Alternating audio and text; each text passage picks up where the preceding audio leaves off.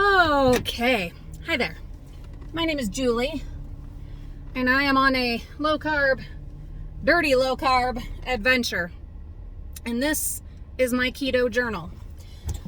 I am doing really well. I actually got dressed today. How about that? Woo! I have a live stream to do on our main channel today. So it just kind of made sense. So something happened. And why am I doing this on my keto journal? Well, because anything that happens in your life, especially upsetting things, they affect your keto. They just do. Because if you are emotionally upset or whatever, like your cortisone stuff kicks in and you have cravings and whatever. So here's the story. I killed my other phone. You may notice that the picture quality looks a little different. That's because I had to buy a new phone. Yeah. And I was probably due for one. No, not really. I don't believe in this. You need a new phone or gadget or whatever every single year. That's ridiculous. It's wasteful. I am the frugal mama out to save the world and attempting to practice what I preach. So just to give you an idea, this phone is the S21 and the phone I just killed was the S8. So I think I did a pretty damn good job of practicing what it is that I preach, because just like with my van here, I'm running it, was running it into the ground, and I'm running this one into the ground. Although I do plan to buy a car in July. And that brings us back to why this was so upsetting. Well, there were several reasons that my phone dying was so incredibly upsetting. Number one, it felt like a personal failure. That phone, it was the S8 Active, and they don't make Active anymore. It was nearly indestructible. That thing had been dropped, thrown, things fallen on it. It had been soaked through with water.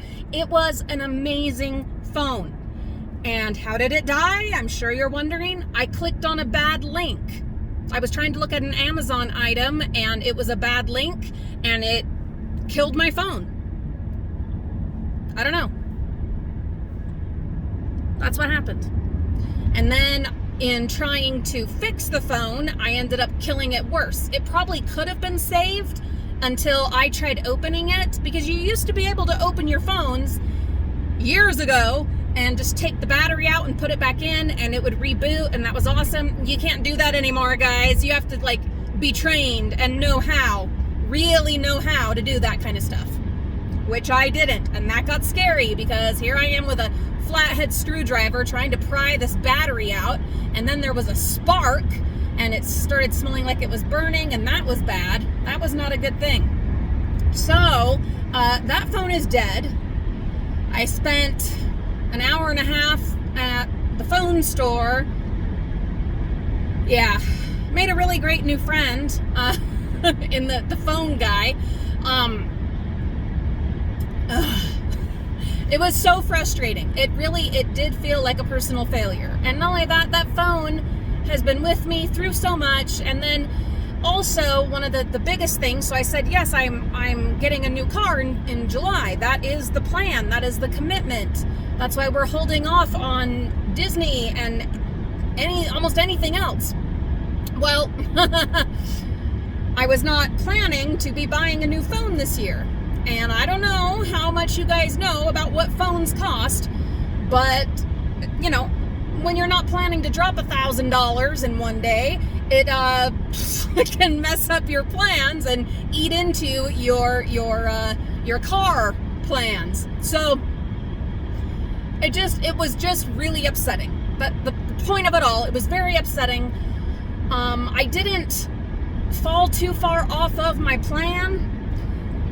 And I did tons of gardening, which was very therapeutic and very helpful and great exercise, and I was very sore this morning. But my keto was not ideal. It was not where it needed to be or where it should be. These setbacks, sometimes little, sometimes big, yeah, they can really mess it up. But the important thing is to get back up, keep going, focus, work harder, work smarter, and stay committed. and forgive yourself and accept that life doesn't always go the way that you plan, and that things come up, and yet another reason to live within your means and to be frugal, so that when these things do happen, it's just frustrating and not a total disaster. I realize that comes from a fairly privileged place. You don't need to point that out. I am incredibly lucky to have the circumstances that I do, but those circumstances in many ways are the result of very frugal living for the last 20 years. So this is one of those opportunities where I'm so fortunate to be reaping a little bit of the benefits of being a dumpster diver, living out of the dumpster divers and stretching every penny and every coupon, driving an old car into the ground, so that when these kinds of things come up, I was able to invest in a good quality phone that hopefully will last at least as long as the last one did. We'll see. It's not of the same durable quality as the last one, because like I've said many times, nothing is made to last anymore. And we just had, my coffee pot die, and that was sadness. So it's so silly. They're trivial things. But also incredibly upsetting. And my problems are not your problems, and your problems are not my problems, and everyone has something worse. There's always something worse, but that doesn't negate the problems that we each individually have and that affect us the way that they do.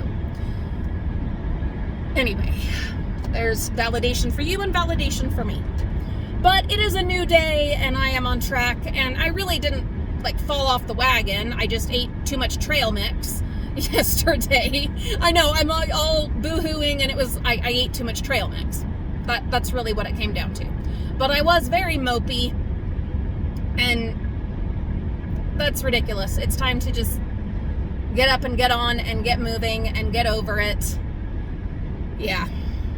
That's where I'm at today. I'm heading to the post office to see if there's any packages or letters or anything for today's live stream on our main channel, The Frugal Family. And it's a gorgeous day. It is a beautiful day. And after the live stream, I'm pulling weeds. Yeah, get all dressed up to pull weeds. Why not though? Why not? I'll just have mascara sweating down my face. Oh, anyway. How are you? I hope you are well. I hope you are being kind to yourself, generous to yourself, kind to those around you, and doing your best to make the world, or at least your sphere of influence, a little bit better place. I hope you are letting go of the little things while also allowing yourself to feel what you feel and to feel validated in your own true feelings and emotions, because they are real and they matter. I just hope they don't completely weigh you down and take away your happiness. There are good things happening, and there is hope. So that's what I've got for you today. That is my keto journal. And I will talk to you very soon. I don't